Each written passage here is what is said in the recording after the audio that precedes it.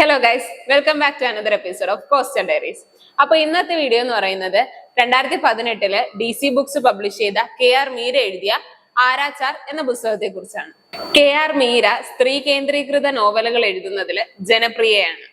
വധശിക്ഷ നടപ്പിലാക്കല് ഒരു പാരമ്പര്യ തൊഴിലാക്കിയ ഒരു കുടുംബത്തിന്റെ കഥ പറയുന്ന നോവലാണിത്. കൊൽക്കത്തയുടെ പശ്ചാത്തലത്തിൽ ഒരു പെൺ ആരാച്ചാരുടെ കഥ പറയുകയാണ് ഈ നോവൽ. രാഷ്ട്ര വ്യവഹാരത്തിന്റെ ചില സൂക്ഷ്മ തലങ്ങളെയും ഇന്ത്യ ചരിത്രത്തിന്റെ സംഘർഷങ്ങളെ മുഴുവനും ഒരു പെൺകുട്ടിയുടെ ജീവിതത്തിന്റെ യുദ്ധ തരംഗത്തേക്ക് കൊണ്ടുവന്ന് സംഭ്രമിപ്പിക്കുന്നതുമായ ഒരു രചനാതന്ത്രം ഈ നോവലിൽ KR മീര സ്വീകരിച്ചിട്ടുണ്ട് എന്ന് നിരൂപകനായ TT ശ്രീകുമാർ സമർത്ഥിക്കുന്നു.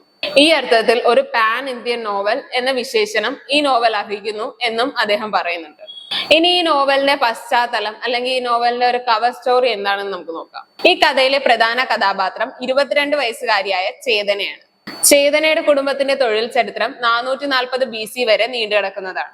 തൊഴിലിനെ സംബന്ധിച്ച് അഹങ്കാരത്തോടടുത്ത് ആത്മപ്രതാപം കൊണ്ടു നടക്കുന്ന പ്രസ്തുത കുടുംബത്തിലേക്ക് പുതിയൊരു വധശിക്ഷ കടന്നു വരുമ്പോൾ 451 പേരെ കാലാപുരിക്ക് അയച്ചിട്ടുള്ള 88 വയസ്സുകാരനായ ചേതനയുടെ പിതാവ് തൊഴിലിനെടുക്കാൻ ഒക്കാത്ത വിധം വാർദ്ധക്യ ബാധിതനാണ്.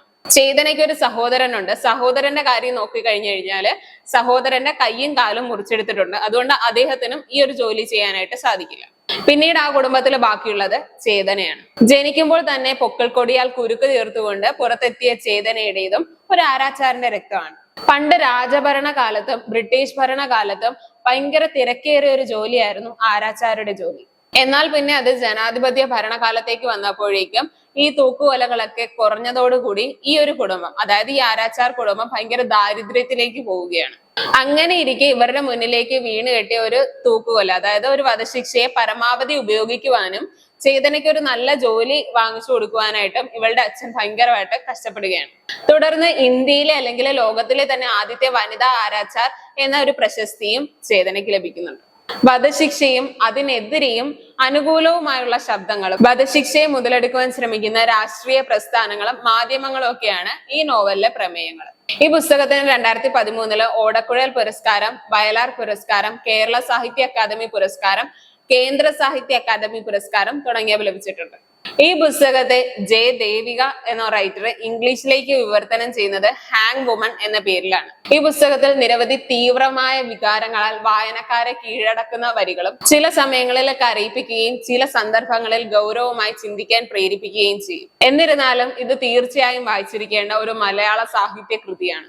ഈ പുസ്തകത്തിലെ കൊൽക്കത്ത നഗരം പോലും ഒരു പ്രധാന കഥാപാത്രമായി ചിത്രീകരിക്കപ്പെടുന്നു. മരണം എല്ലായ്പ്പോഴും നഗരത്തിന് ചുറ്റും നീണ്ടുകിടക്കുന്നു.